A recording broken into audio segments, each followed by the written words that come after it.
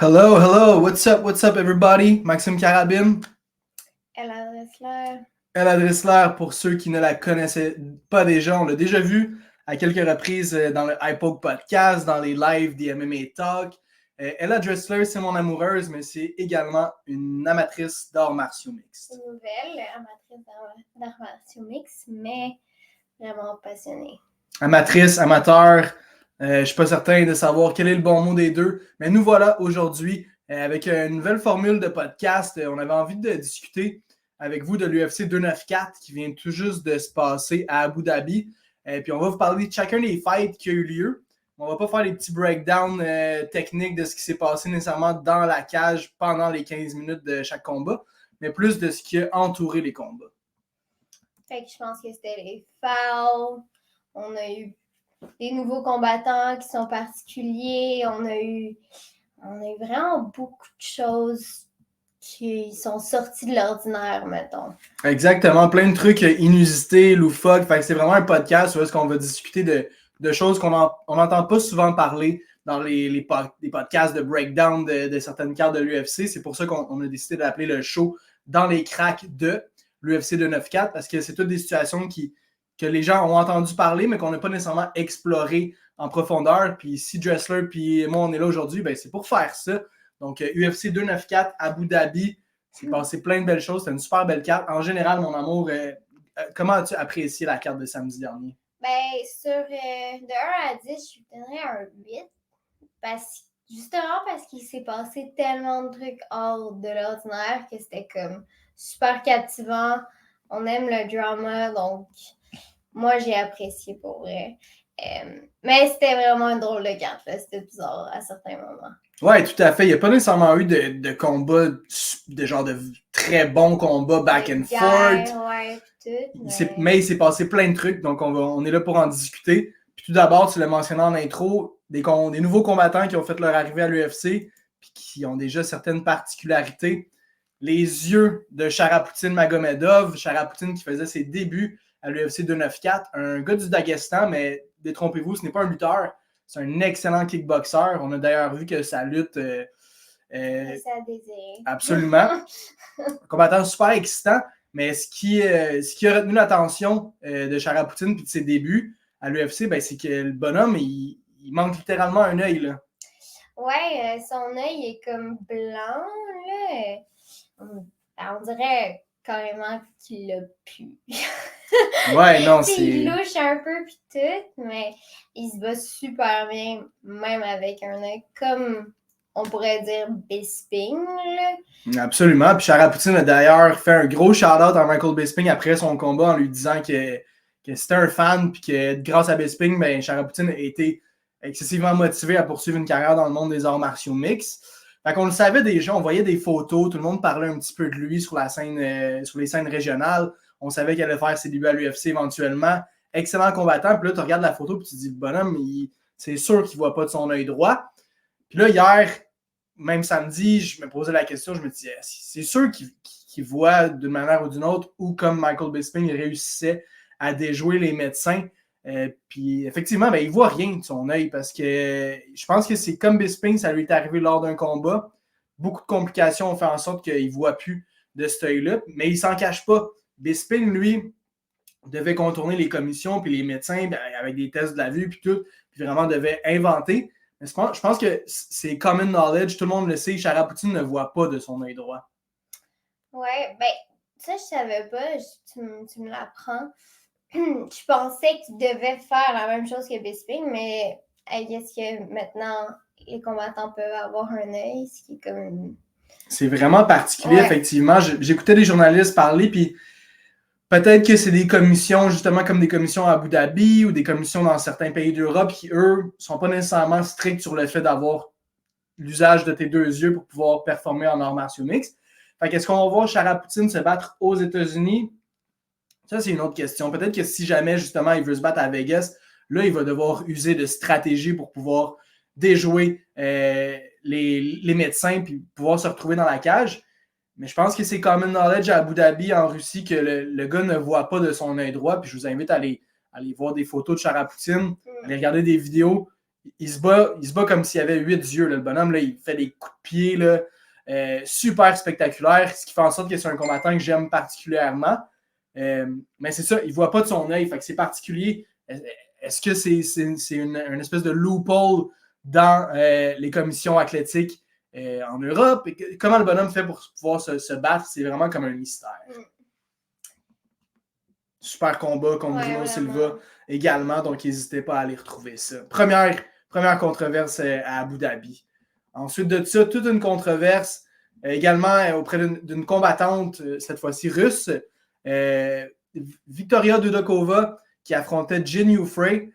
Combat sans trop d'histoire nécessairement, un bon combat. Dudakova qui l'emporte au niveau des points des juges par décision unanime.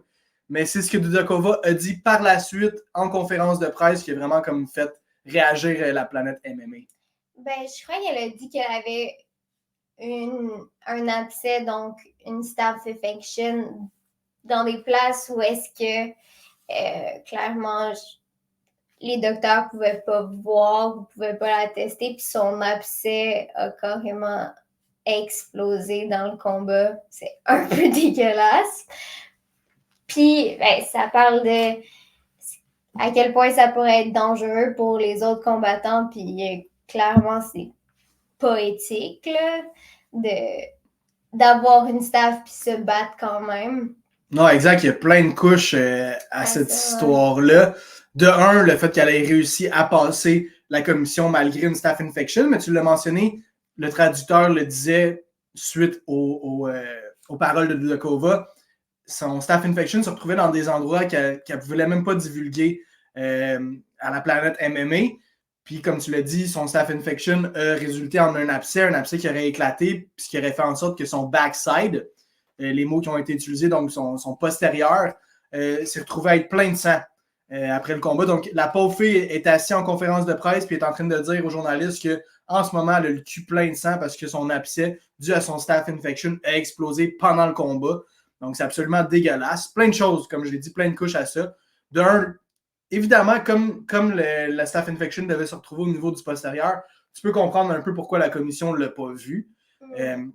Parce qu'ils ne doivent pas généralement fouiller dans ces endroits-là pour voir si le combattant est vraiment clean. D'habitude, un staph infection, comme on l'a vu avec Paulo Costa, ça va se retrouver au niveau du bras, du coude, dans le visage. Effectivement, elle a été chanceuse dans sa malchance. Son staph infection se retrouvait dans son postérieur. Fait qu'elle a pu plus facilement le cacher à la commission. Sauf que ça a clairement joué sur sa performance dans le sens elle a peut-être eu plus de misère à couper du poids, donc elle doit donner 20% de sa bourse à Jin Yufrey. Ben moi, je crois que ça doit être probablement à cause de ça. T'as littéralement un abcès sur le cul.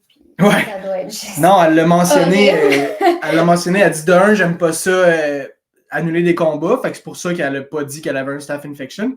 Puis de deux, elle a dit qu'elle haïssait ça rater le poids. Puis qu'elle s'en voulait beaucoup d'avoir raté le poids de seulement 0,6 livres. Mais quand même, puis elle a dit effectivement que c'est en partie à cause de son abcès et de son staph infection qu'elle a eu beaucoup de misère à couper le poids. Puis là, la deuxième, voire troisième couche à cette histoire-là embarque. Puis c'est Dana White qui, après la carte. Oupsie. Nous revoilà. Fait que c'est Dana White qui, après la carte, fait sa conférence de presse habituelle, puis mentionne, là, les journalistes disaient « Hey, t'as entendu ce que Dudakova a dit? Comme quoi qu'elle avait un staph infection, puis tout. » Puis là, il dit « Ouais, de un, c'est dégueulasse. De deux, ça se fait pas. Puis de trois, pourquoi tu le dis? T'as réussi à tous nous déjouer, la commission, les docteurs, l'UFC. Puis là, tu gagnes ton combat, tout est beau, rentre chez vous, ferme ta gueule, dis rien. » Elle, au contraire, elle arrive en conférence de presse, puis c'est la première chose qu'elle dit, c'est qu'elle a le cul plein de sang parce que son abcès dû à son staph infection a explosé. Fait que elle a mis en danger la sécurité de tout le monde, les combattants, le staff de l'UFC, les médecins sur le bord de la cage, les juges, les commentateurs. Un staph infection, si vous ne savez pas c'est quoi, c'est une infection de la peau. C'est quelque chose qui est vraiment très contagieux et très dangereux, qui peut devenir justement comme vraiment... Il y a des gens qui ont dû se faire couper des membres suite à des staph infections. Donc, si ça arrive à un combattant, vraiment, la chose à faire, c'est d'avertir la commission, puis de canceller le combat, puis de reporter le combat. Puis d'aller prendre des antibiotiques. 100%. Elle, super selfish, a décidé de cacher tout ça, de mettre principalement Jin Fry en danger, mais vraiment, encore une fois, tout le monde qui est impliqué dans le monde de l'UFC. Puis bref, pourquoi tu l'as dit? Dans le fond, là, c'était le cas à Dana White, là, parce que là, elle risque beaucoup de répercussions, parce que ça va être une suspension de la part de l'UFC, une suspension de la part de la commission athlétique de Abu Dhabi. Tu sais, d'habitude, tu vas avoir des combattants qui vont dire « Hey, by the way, j'avais le bras pété pendant le combat, fait que c'est pour ça que je me suis battu peut-être pas au meilleur de mes capacités. » Ça, fine, tu peux le dire, puis ça va te faire limite passer pour un warrior, tu sais. Mais de dire que tu as un staph infection puis tu l'as caché à tout le monde, vraiment pas winner de la part de Dudakova. Ouais, non, c'est pas tant de... Ensuite de ça, troisième combat de la carte, Nathaniel Wood, un combattant qu'on connaît très bien parce qu'il a affronté Charles Jourdain à Paris en Summer 2022. On connaissait déjà Tiger King, mais on a eu affaire à Fall King samedi dernier, mon amour, à Abu Dhabi. Vraiment. Naimov, c'est ça son nom? Exact, l'adversaire de Nathaniel Wood à Abu Dhabi. Partie de doigt dans la cage après 2 low blows. Clairement, tu sais, ça a entraîné sur la performance de Wood. Tu le voyais, tu sais, c'était un nid tellement, vraiment dingosse, là. Puis l'autre, je me rappelle plus exactement c'était quoi, mais ce qui est important à savoir, c'est que le ref a juste pas enlevé de points. Exact. Veux pas, ça encourage des fighters à tricher. C'est plate là à dire, mais comme peut-être, tu sais. Non, tout à fait. Puis c'est pas la première fois qu'on voit ça. Un gars qui réussit à s'en sortir avec plusieurs fautes. Tu l'as mentionné, ça a commencé avec un fence grab. Nathaniel Wood qui réussit à aller chercher le body lock sur Naimov. Réussit à l'amener au sol, mais Naimov met ses doigts dans la cage, ce qui fait en sorte que Nathaniel Wood ne réussit pas à l'amener au sol. Puis souvent, on voit ça. Les arbitres, là, au lieu d'intervenir, des fois, ça va arriver, mais très rarement. Au lieu d'intervenir, d'enlever un point, puis disons, d'amener Naimov au sol comme il aurait dû l'être, puis de commencer le combat comme ça, l'arbitre fait juste comme taper ses doigts du gars pour qu'il sorte ses doigts de la cage. Mais les dommages sont déjà faits. C'est trop tard. Le takedown a été arrêté à cause d'une faute, à cause du fence grab. Ça, c'est numéro 1. Numéro 2, Naimov on dirait qu'il faisait un concours du coup dans les chenolles, comme tu l'as mentionné. C'était picture perfect. C'était bullseye. C'était direct dans le cup de Nathaniel Wood. Ça aussi, ça peut arriver. Mais là, tu en as à 2 fautes dans le même round. Ouais, littéralement, Wood est super affecté. Perd le premier round parce que Krimpov, genre, a de la misère à continuer. Tu me demandais, tu sais, qu'est-ce que ça fait un coup dans les chenolles? Ça fait très mal. Tu as mal au ventre, tu as mal partout. C'est pas non seulement sur ton physique, mais ça joue sur ton psychologique parce que tu dis, hey, c'est illégal. L'arbitre qui n'enlève pas de points. On en parlait un petit peu. C'est un combattant russe. On est à Abu Dhabi. C'est vraiment comme, ce sont les combattants favoris, les combattants locaux, si on veut, là-bas. Fait que là, la foule qui hue Wood parce que Wood prend des pauses, mais il vient de se faire complètement défoncer les chenolles. Fait que là, l'arbitre est comme, est-ce que j'enlève un point ou si j'enlève un point à Naimov, peut-être que ça va dégénérer dans la foule, whatever. Fait qu'il y a plein de choses qui entrent en ligne de compte. Fall King Naimov réussit à s'en sortir après le premier round avec 2 grosses fautes. Gagne le premier round. Deuxième round arrive. Dès le début du deuxième round, méga coup d'un chenol, le deuxième. Wood prend une pause, évidemment, méritée. L'arbitre arrête le combat. Enlève pas de points à Naimov, la foule qui hue Wood. Wood qui est comme, mais là, s'il vous plaît, comprenez-moi, je suis en train de me faire arracher les chenolles. Puis là, on s'attend à ce que l'arbitre enlève un point à Naimov, puis il le fait pas. Non, c'est juste une petite pause, puis après on recommence. Puis si je me mets dans la place à Wood, est-ce que je serais en tabarnak, là? 100%. On dirait que tu te fais enlever ton combat, t'as comme moins de chance déjà à la base, puis c'est chiant. C'est juste plate, c'est vraiment plate. Absolument. Puis là, ça résulte en un deuxième round perdu aussi pour Nathaniel Wood. Fait que là, il est derrière la carte de 2 rounds. Arrive au troisième round, puis Wood nous a prouvé à quel point c'est un warrior puis que c'est un vrai combattant. Donne tout ce qu'il y a au troisième round, réussit à aller chercher le round sur la carte des juges, mais réussit pas à finir Naimov, même s'il a passé très près. Ouais. Franchement, là, du bon striking, un bon contrôle de la cage de la part de Wood qui gagne le troisième round, mais il était trop tard. Il avait déjà perdu les 2 premiers rounds. Si l'arbitre avait enlevé ne serait-ce qu'un point, parce que Naimov méritait legit de se faire enlever 2 points pendant ce combat-là, ne serait-ce qu'un point d'enlever à Naimov, puis on a un combat. Ouais, ça allait être un draw. Puis, est-ce que tu penses que ça avait été en Angleterre, ça aurait été différent. Est-ce qu'on peut penser qu'il y a certains refs qui peuvent être biased ou c'est juste genre nébuleux? C'est comme le fait que quand certains refs enlèvent des fois des points quand il y a des coups d'un chenol ou des fouls, c'est jamais comme s'il y a un foul, il y a un point qui est enlevé, c'est toujours un peu comme... C'est toujours à la discrétion de l'arbitre. Exact. Puis effectivement, non, la façon de régler ça, c'est t'as une faute, t'enlèves un point. Les arbitres le disent toujours, puis on l'entend toujours dans les commentaires. Les arbitres vont voir chacun des combattants avant le début de la carte dans les vestiaires, puis ils leur disent écoute, t'as pas le droit de high poke, de doigt dans les yeux, t'as pas le droit de grabber la cage si jamais tu te fais take down. T'as pas le droit, évidemment, de faire un coup dans les chenolles. Puis ça, c'est ton premier avertissement. Fait que tu fasses une faute dans la cage, je vais t'enlever un point. Puis ben, c'est jamais le cas. Il y a tout le temps des avertissements dans la cage. Fait que la chose qui pourrait vraiment comme empêcher les foul kings de ce monde de récidiver, c'est d'enlever des points pour chaque faute, ce qui sonne logique, mais qui est malheureusement pas le cas parce que c'est subjectif et c'est à la discrétion de l'arbitre. Puis oui, si c'est en Angleterre, c'est possible de croire qu'un point au moins aurait été enlevé à Naimov, ne serait-ce que parce que la foule aurait été plus du côté à Wood, fait que l'arbitre aurait été nécessairement, sans le vouloir, influencé par ça. Puis c'est juste une question de circonstance. Puis là, c'était à Abu Dhabi, puis ça a fait en sorte que Wood a perdu le combat, n'a eu que la moitié de sa bourse. Naimov est un super bon combattant, il n'y a pas de doute là-dessus. Un excellent featherweight, vraiment un gars à surveiller chez les 145 livres.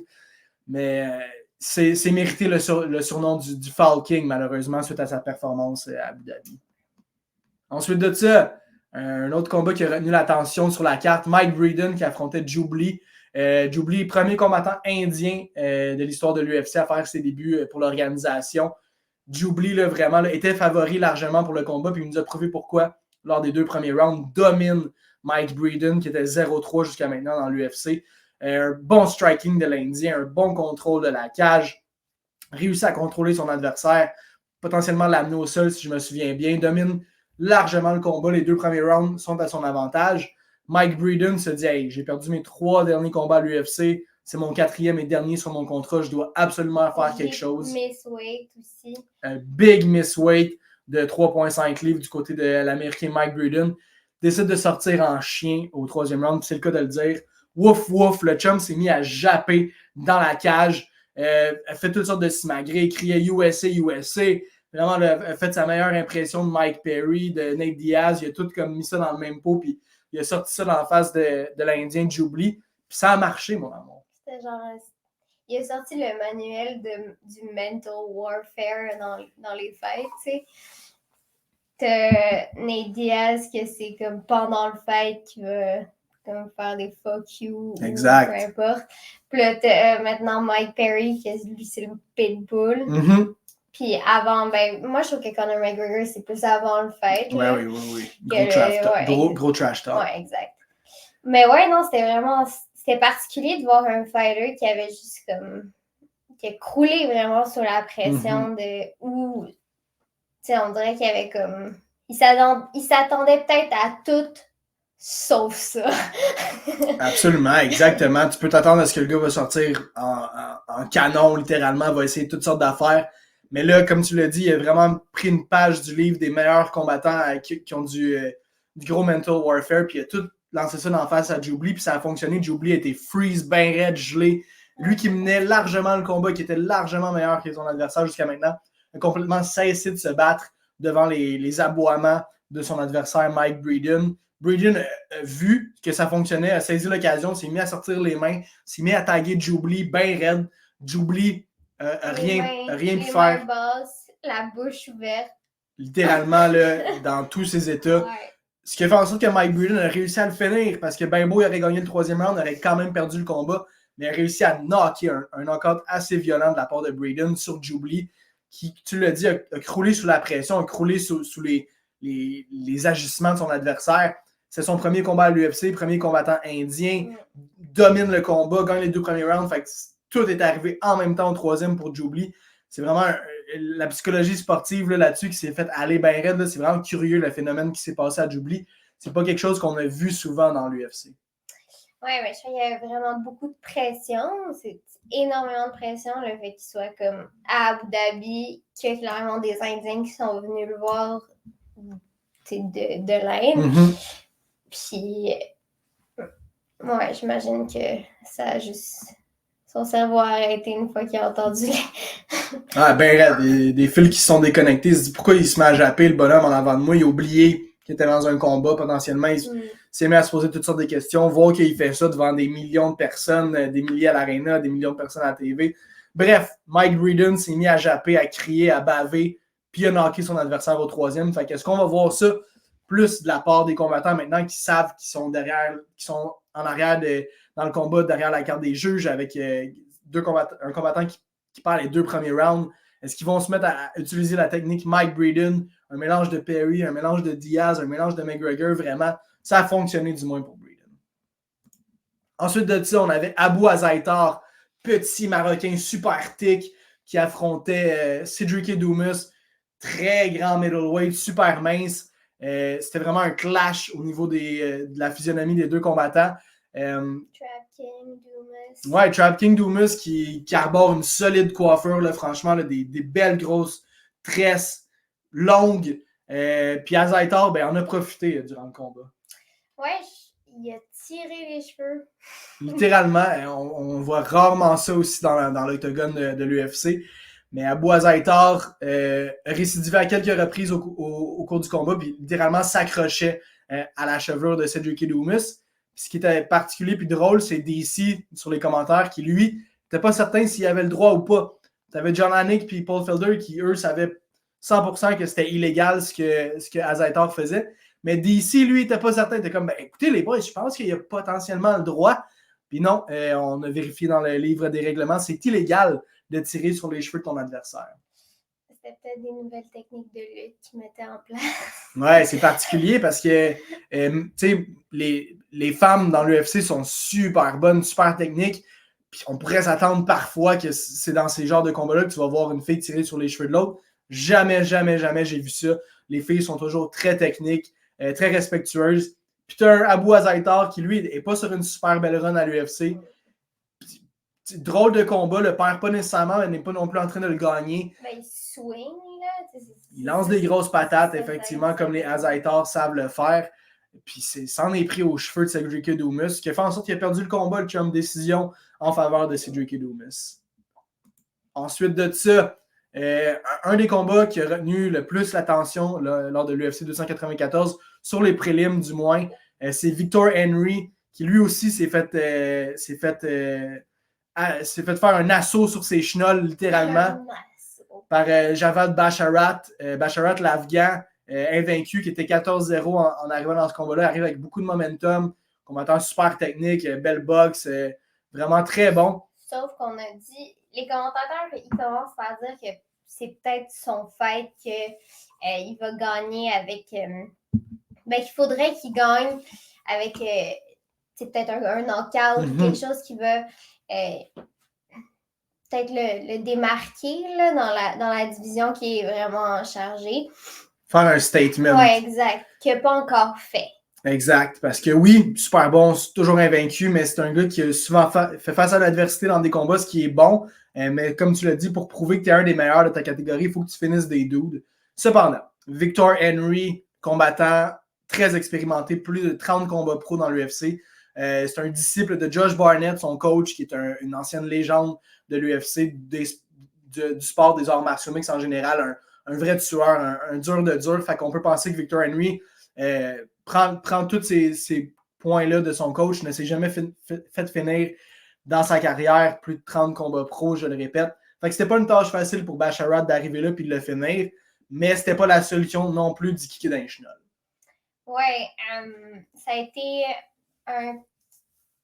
c'était supposé d'être un low, un kick au corps, ou toi, tu penses que c'était où que c'était supposé être? Non, c'était un low kick, un inside low kick. Fait que Basharat visait l'intérieur de la cuisse à Victor Henry. Puis c'est souvent lors de ces tentatives de coups de pied-là que les combattants vont malheureusement rater la cible puis frapper le cop de l'adversaire. Puis souvent, ça fait très mal, mais ce coup-là, ça a vraiment eu des répercussions là, intenses.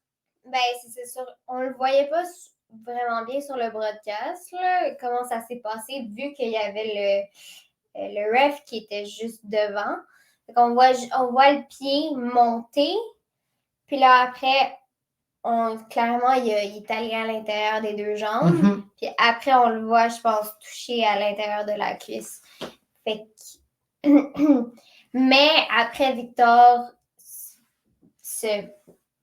il tombe à terre. Là, on dirait qu'il est knocké par la douleur. Puis, clairement, là, il s'est fait kicker dans les chenolles. Je veux dire, il n'y a aucun doute. Là. De voir un homme de même devant des milliers de personnes, ça doit être humiliant. Pourquoi tu voudrais comme faker ça? Ouais, exact. Il n'y a aucun fake là-dedans, il n'y a aucun quit là-dedans. Tu es un combattant d'arts martiaux mixtes, tu es un dur de dur. Tu t'en vas dans la cage, tu as plus de 30 combats pro, tu en as vu d'autres, tu n'as pas peur de personne, entre guillemets. Tu ne vas pas chercher un way out. Puis encore une fois, c'est un combat qui a plusieurs couches. Parce que là, oui, tu l'as dit, Victor se tord de douleur littéralement. Tout le monde le sait, on entend le petit cop lors du coup de pied. Même Basharat s'ostine pas trop dès le début, s'en va dans son coin. Henry, là, c'est malaisant parce qu'il se tord de douleur à terre, il tourne. Puis là, ça prend un petit 2-3 minutes.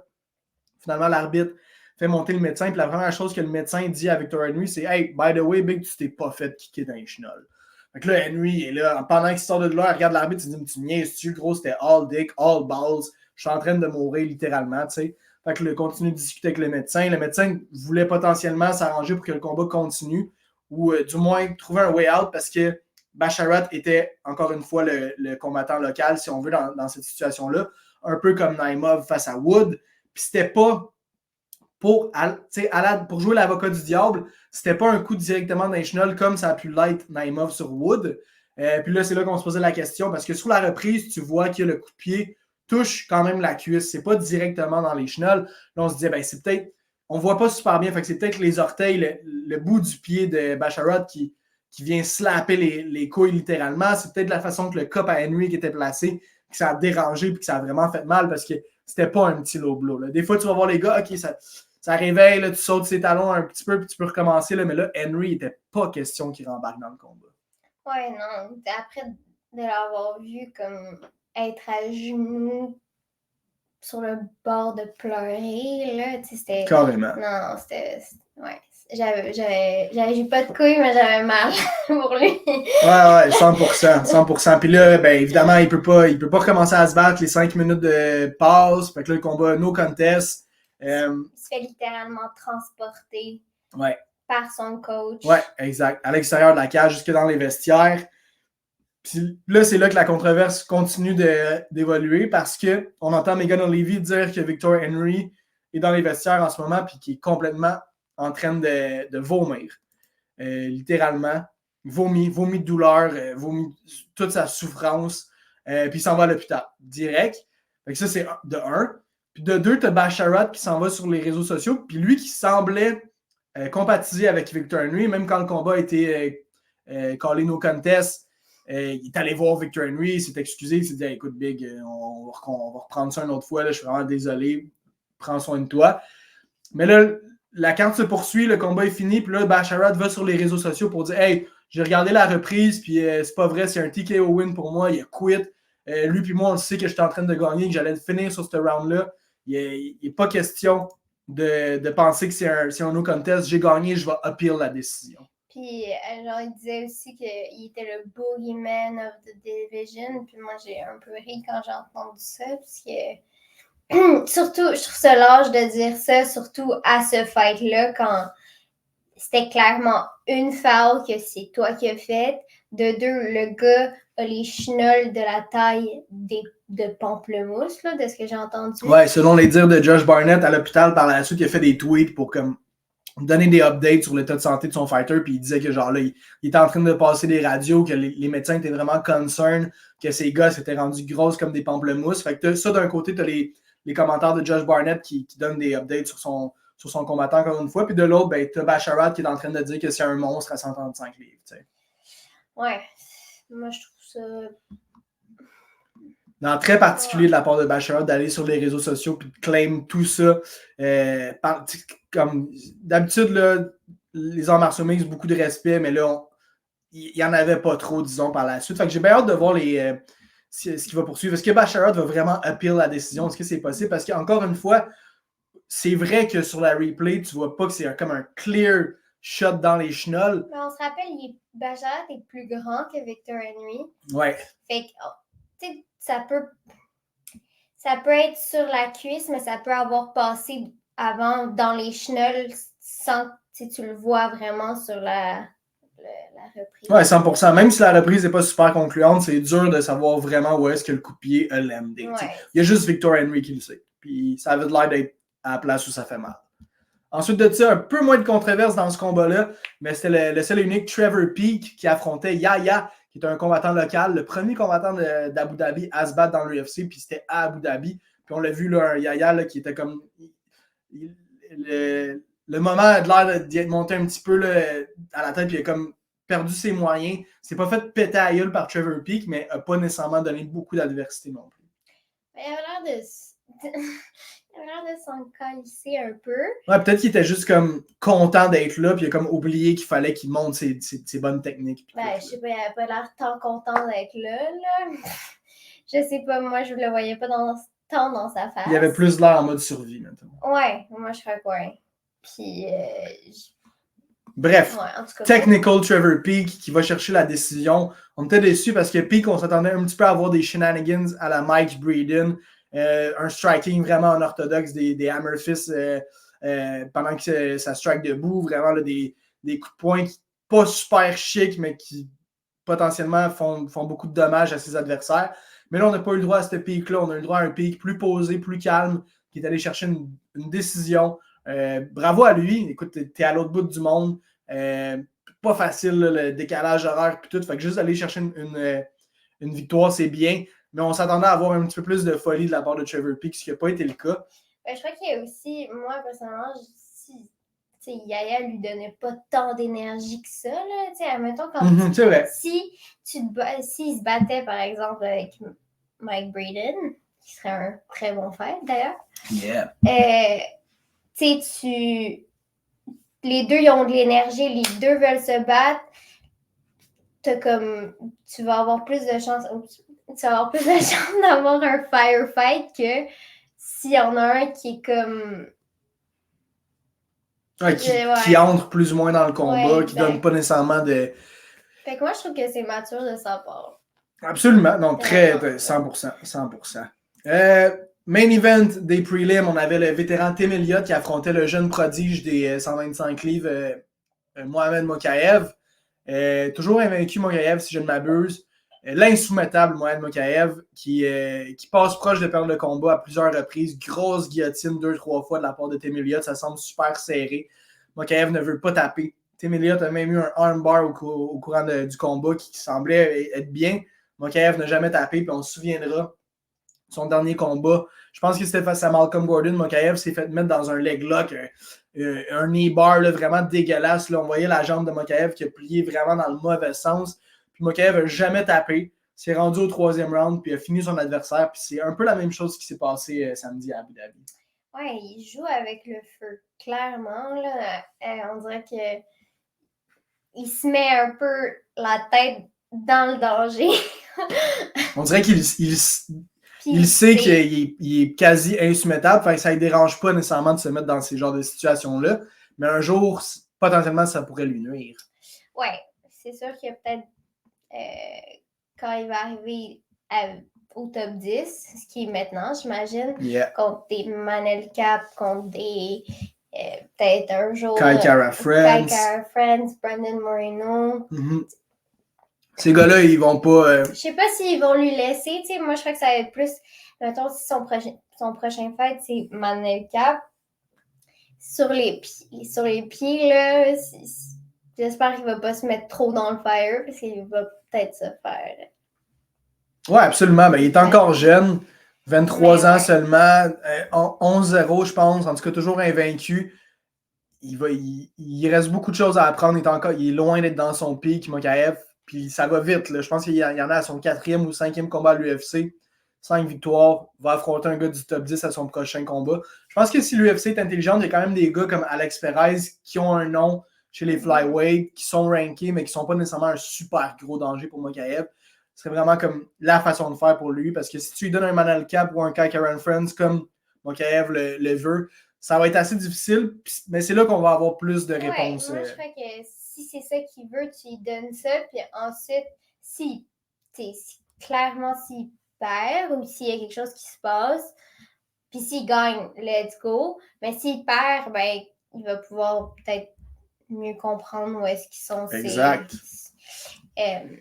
Tu perds ou t'apprends. Ouais, exact. C'est pas mal. Tu gagnes ou t'apprends. Ouais, tu gagnes ou t'apprends. Yes. Fait que l'insoumettable Mohamed Mokaev, ses membres semblent pouvoir plier dans toutes les directions. Puis... Je crois que ça parle de son will de vouloir gagner, tu sais. Définitivement. Mais il joue avec le feu. Ah ouais, 100%. Et ensuite de ça, il y avait la main card. Les deux premiers combats, pas vraiment quelque chose à parler d'inusité ou d'insolite ou de controversé. On a Saïd Nurmagomedov qui va d'un ninja choke après à peine 1 minute sur son adversaire. Il a l'air d'un ninja. Grosse soumission de Nurmagomedov.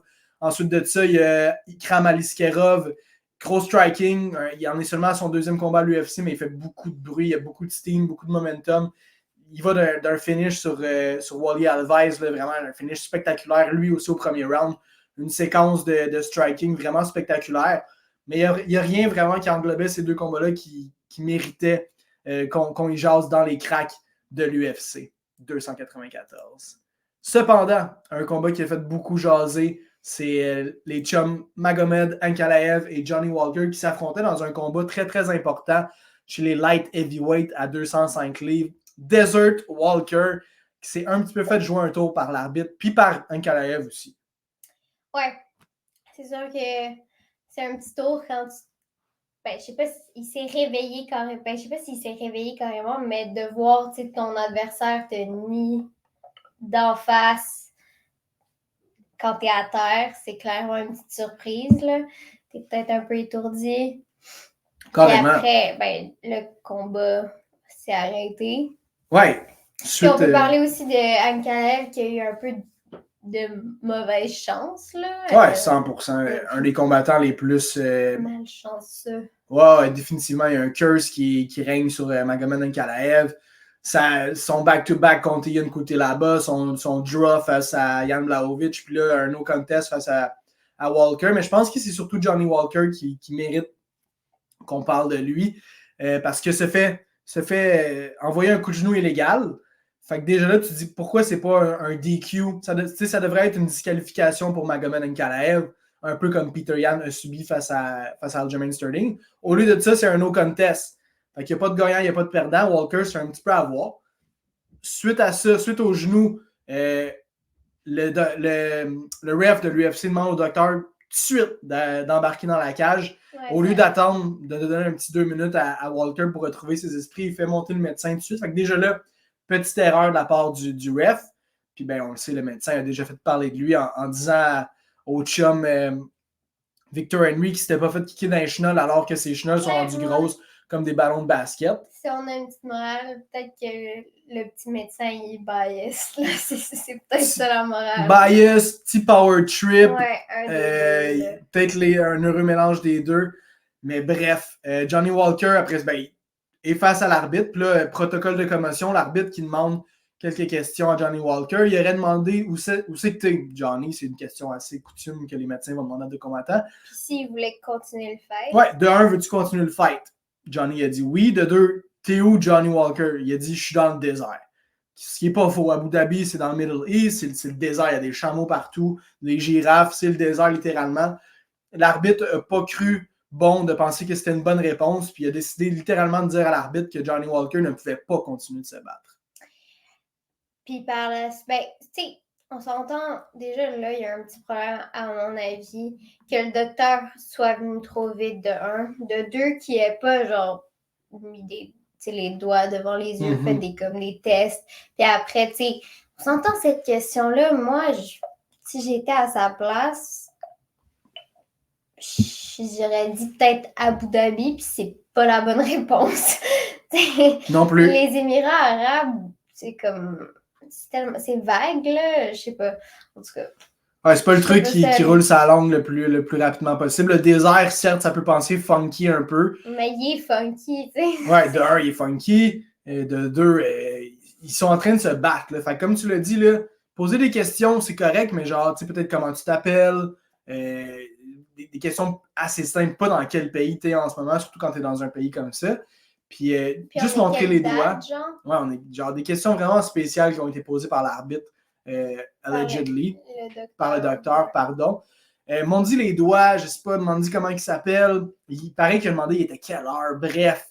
Puis là, le combat est arrêté suite à la recommandation du médecin. Puis là, Johnny comprend pas trop, veut continuer de se battre, le gros brawl. Lui, Penkalev essaie de tasser toutes les gardes de sécurité jusqu'à ce que oncle Dana monte dans la cage puis réussisse vraiment là, comme s'il y avait il y avait des pouvoirs magiques, là, puis bouf! Là, les deux bonhommes arrêtent leur... C'était comme un papa qui rentrait. Exact. Il mettait ses enfants à leur place. Là, c'était clairement ça. Puis c'est ça, au lieu d'être une disqualification pour Nkalaev, c'est un no contest, fait que les deux vont probablement avoir à se rebattre dans le futur, ce qui est un petit peu injuste pour Johnny Walker, puis ce qui est vraiment, encore une fois, très malchanceux pour Magomed.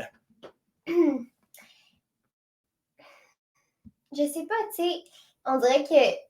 Penses-tu qu'il y aurait eu un DQ s'il n'y avait pas eu autant de fouls dans la carte? Peut-être, encore une fois, puis ben, Magomed Ankalaev, c'était le combattant local, fait que peut-être que les juges ne sentaient pas...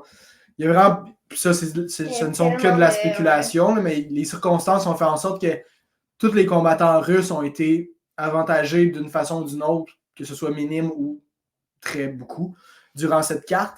Fait que, mais ils ont bien performé aussi. Ce sont d'excellents combattants, évidemment. On n'enlève pas ça. Mais c'est nébuleux. Ouais, exact. À Abu Dhabi, il s'est passé plein de choses bizarres à l'UFC.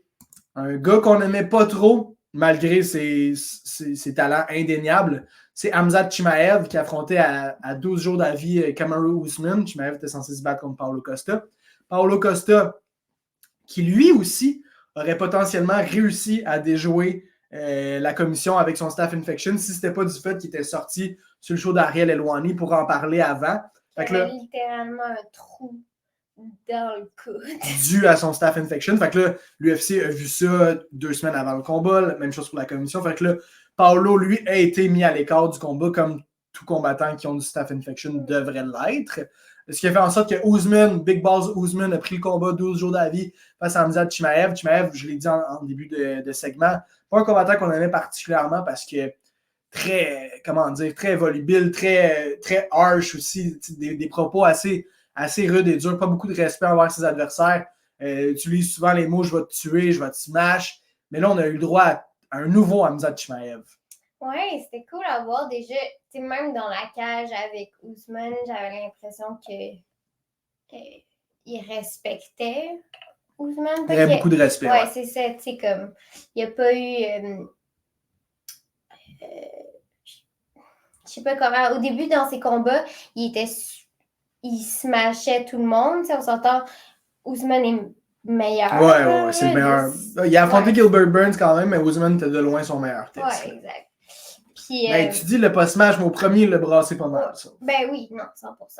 100%. Mais c'était pas smash. Il n'y a pas de l'air d'avoir de trash talk. Puis non, il était plus technique, il a essayé d'aller chercher la soumission. Il n'a pas parlé à Dana pendant le fight. Non, exact. Je vois ce que tu veux dire. Non, puis il l'a mentionné là, après le Chimaev que Usman, c'est un gars qui regardait depuis qu'il était au secondaire. Puis c'est un gars qui admirait lui et son équipe vraiment. Fait que oui, aucun doute, il y avait beaucoup de respect pour Usman. Donc déjà là.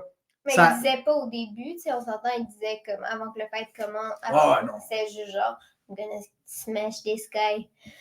Mais je pense pas qu'il ait dit smash, honnêtement, mais peut-être, puis c'est pas les propos les plus harsh que Chimaev aurait tenus.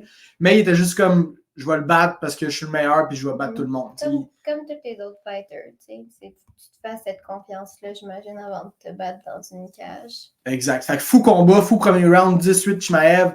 Usman qui réussit à revenir un petit peu dans le combat, mais potentiellement perd un des deux autres rounds. Fait que le combat était sans nombre d'un doute à Chimaev.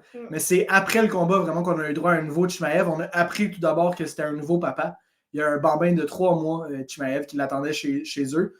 Puis avec tout ce qui se passe en Palestine puis en Israël, on a vu que Chimaev était super touché par la situation. Oui, il a parlé des enfants, puis des enfants qui meurent, puis c'est vraiment triste. Ça devrait pas arriver. Puis C'était cool de l'entendre parler de quelque chose qui le touche, puis quelque chose qui est comme vrai, là. Ah, 100%. Ouais, Il dit, moi, je suis pas, tu sais, genre, j'étais pas heureux d'être ici, puis d'habitude, c'est le gars qui est le plus heureux de se battre, mais il était comme, il avait vraiment la tête ailleurs, puis il pensait aux enfants qui sont en train de perdre leur vie, littéralement, dans les 2 pays qu'on a nommés. Puis bref, gros message. Puis on s'entend aussi que sûrement, lui aussi, peut-être vécu dans un pays en guerre, là. Ouais, De 100%. ce que j'ai entendu. Ouais. Il a quitté la Tchétchénie quand il était tout jeune parce que c'était une grosse guerre civile. Donc, ouais, c'était vraiment un beau speech. Ouais, il s'est senti concerné par la situation, pas fait le fou après le combat, il a pas dit qu'il allait tuer personne, justement parce qu'il y a des choses super graves qui se passent sur la planète en ce moment. Puis il a tenu à dire au monde entier qu'il voulait la paix dans le monde. Bref, c'était pas le premier à dire ça, je pense que Mokaev le dit aussi, puis Islam Makhachev en combat principal en a aussi mentionné.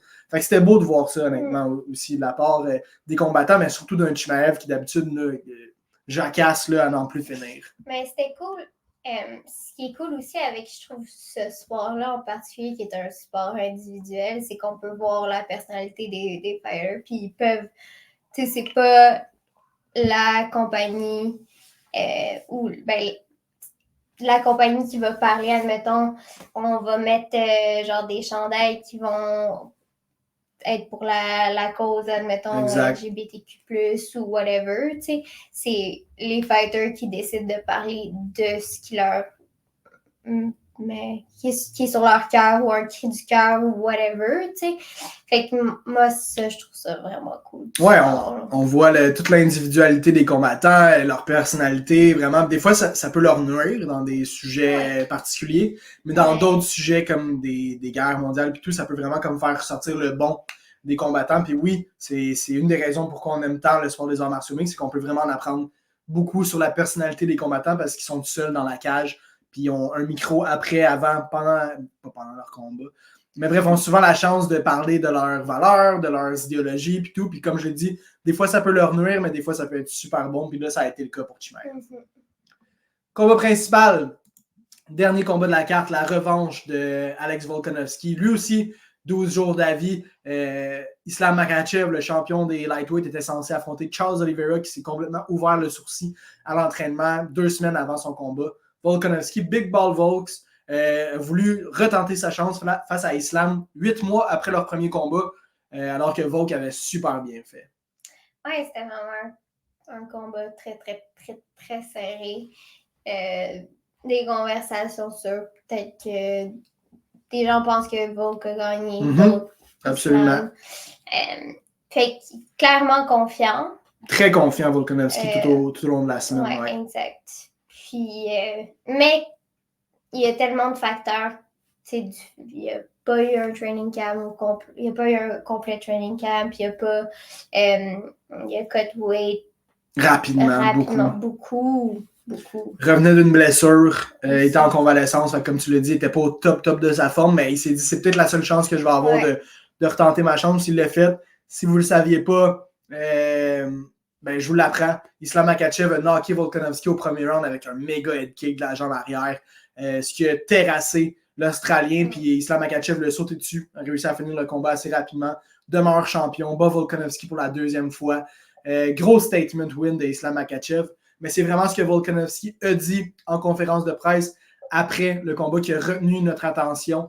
Volkanovski qui est allé d'un cri du cœur, littéralement, un espèce de message sur la santé mentale, sans nécessairement vouloir, mais c'est comme sorti tout seul. Puis ça paraissait que c'était comme une des premières fois que Volkanovski s'exprimait sur ses sentiments, sur comment il se sentait.